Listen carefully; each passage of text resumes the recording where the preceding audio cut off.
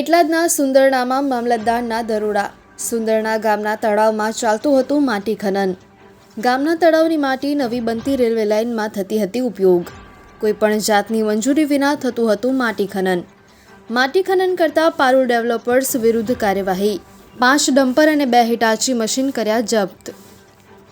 મકવાણા મામલતદાર પેટલાદ આજ રોજ ફરિયાદ મળતા સુંદરણા ગામે માટી ખનન હોવાની અહીંયા સર્વે નંબર સુંદરણા ગામનો છે 935, જેમાં પારુલ ડેવલપર્સ નામની કંપની દ્વારા ગેરકાયદેસર રીતે તપાસ દરમિયાન માટીનું ખનન હોવાનું ધ્યાને આવેલ છે।